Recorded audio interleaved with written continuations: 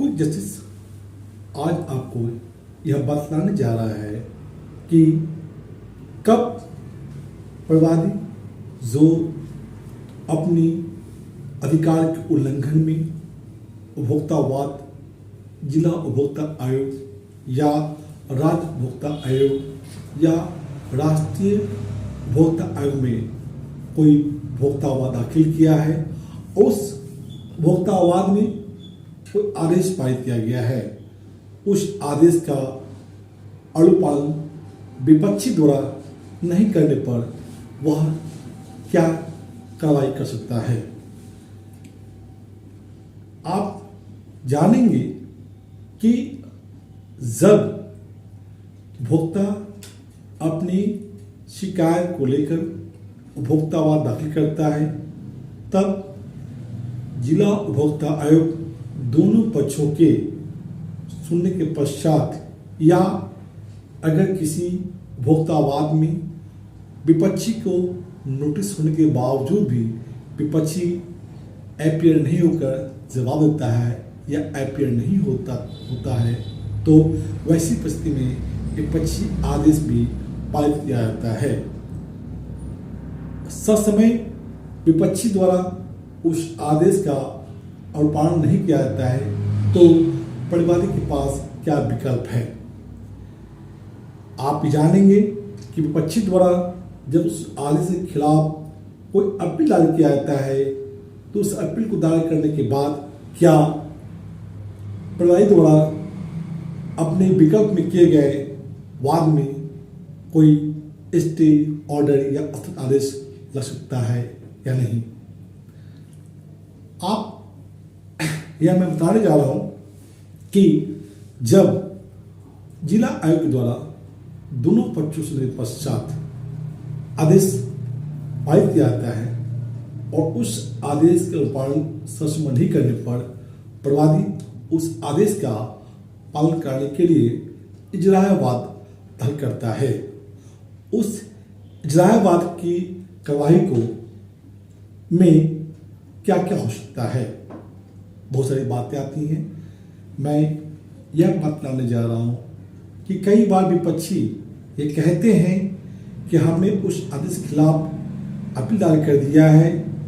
इसलिए इजरायवाद में जो जिला उपभोक्ता आयोग के द्वारा या निचली अदालत के द्वारा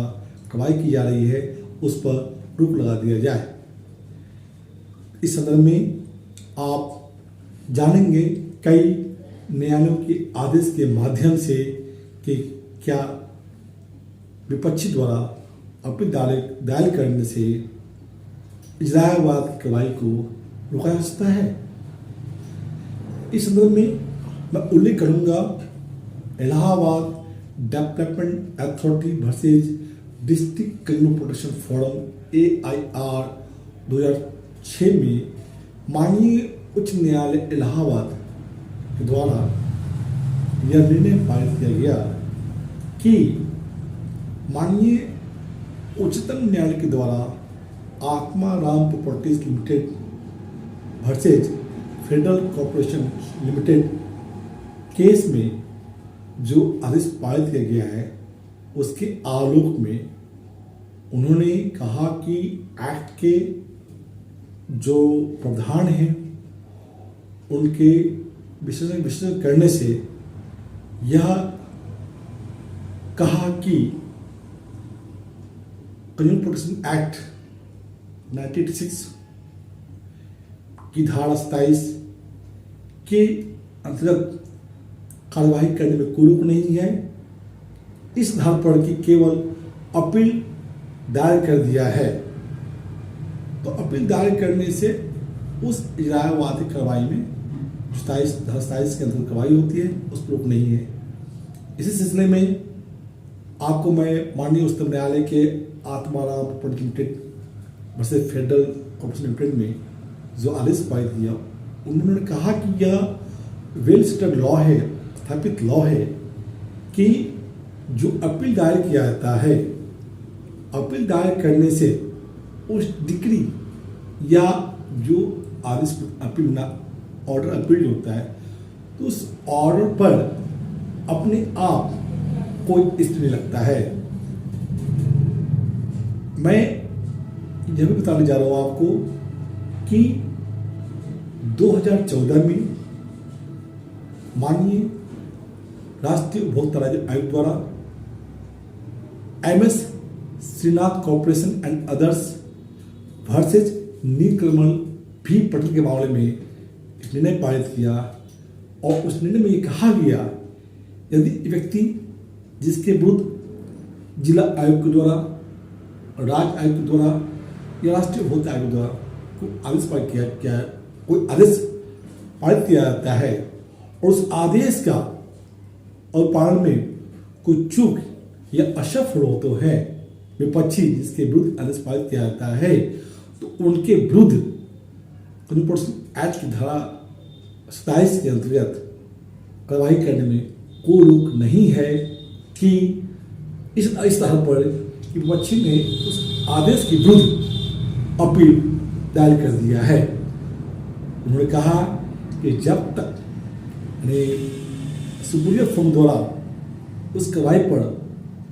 असंग आदेश नहीं दिया जाता है तब तक उसमें कार्रवाई में रोक नहीं है। कंज्यूमर प्रोटेक्शन एक्ट की 2019 की धारा 68 को जब हम अवलोकन करेंगे उसमें पाएंगे कि कहता है कि प्रत्येक ऑर्डर चाहे जिला उपभोक्ता का हो, राज्य आयोग का हो या राष्ट्रीय उपभोक्ता आयोग का हो, वो फाइनल होगा। उसमें कहता है यदि कोई अपील दायर किया गया है तो वो फाइनल नहीं होगा। और प्रोटेक्शन एक्ट की धारा जो 86 रिपील हो गया है उसके 24 में भी यही बातें वर्णित है। इन धाराओं पर जो अध्ययन के बाद जो जजमेंट आया है इसके अनुसार जब तक सुप्रीम कोर्ट द्वारा अर्थात अपीलेट कोर्ट के द्वारा जिस कोर्ट में उस आदेश अपील दायर किया गया है कोई असंग आदेश नहीं आता है तब तक कोई कार्रवाई में रोक नहीं लगेगी। जैसे कि एक्ट की 2019 की धारा 72 में वो दिया गया है कि जिला उपभोक्ता फोरम अपने आदेश का पालन कराने के लिए कार्रवाई कर सकती है, विपक्षी को सजा दे सकती है। तो निष्कर्ष में आपने यह जाना कि जब प्रणाली के द्वारा जिनके पक्ष में आदेश पारित किया गया है उस आदेश का पालन सच में विपक्ष द्वारा नहीं किया गया है तब उनके द्वारा इजरायवाद दाखिल किया जाता है और उस इजरायवाद की कार्रवाई को तभी अक्षित किया जा सकता है तब जब तक कि विपक्षी द्वारा अपडेट के द्वारा असंग आदेश का आदेश नहीं लाया जाता है। तो इस प्रकार मैंने बताया और इस जानकारी के माध्यम से मुझे पूर्ण विश्वास है कि आप अपने मामले में इस जानकारी के माध्यम से अतिशीघ्र न्याय को प्राप्त करेंगे। और मैं पुनः अनुरोध करता हूं इस चैनल को आप अधिक से अधिक देखें और अपनी प्रतिक्रिया दें ताकि साथ ही साथ अपनी समस्याओं को लिखें ताकि मैं उन समस्याओं पर कानूनी बिंदुओं के साथ कानूनी निर्णय के साथ आपको बता सकूं कि क्या होगा और उस जानकारी के आलोक में आप अपने मामलों में शीघ्र न्याय प्राप्त करें, यही मेरी कामना है। मैं संजीव कुमार आपको धन्यवाद।